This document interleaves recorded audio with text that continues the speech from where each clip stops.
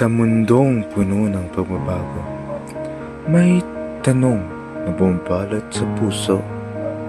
Ano nga ba ang diwa ng pagiging makabayan?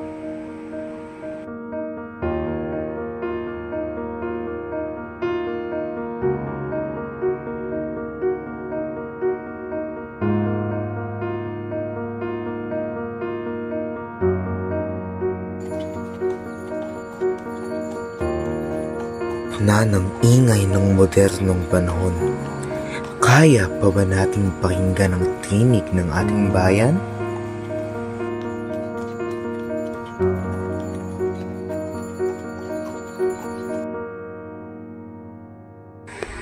Ito ba'y pag-awit ng lupang hinirang ng may paggalang, o ang pagtulong sa kapwa na walang hinihintay na kapalit?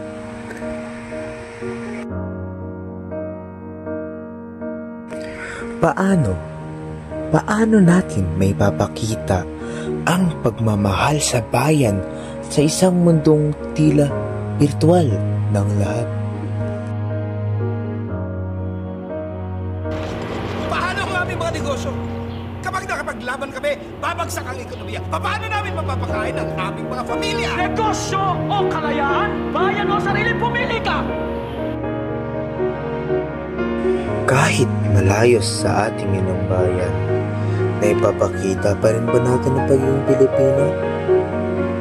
Sa bawat kaway ng bandila, sa bawat awit ng ating musika, doon ba natin matatagpuan ng tunay na diwa ng nasyonalismo?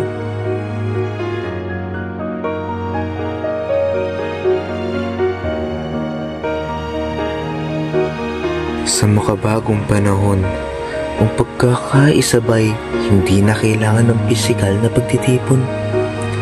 Sa isang pindot lang ba na ipapakita na natin ang tunay na pagmamahal sa bayan?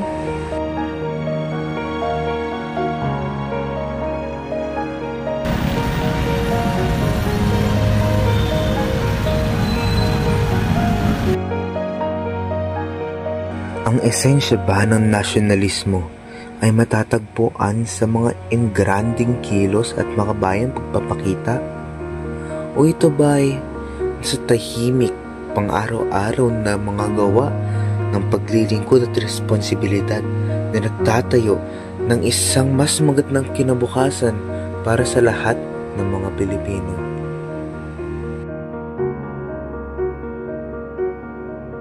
Sino nga ba ang dapat nagpapalaganap ng diwa ng nasyonalismo? Ako lang ba? Ikaw? Sila? Hindi ba tayong lahat?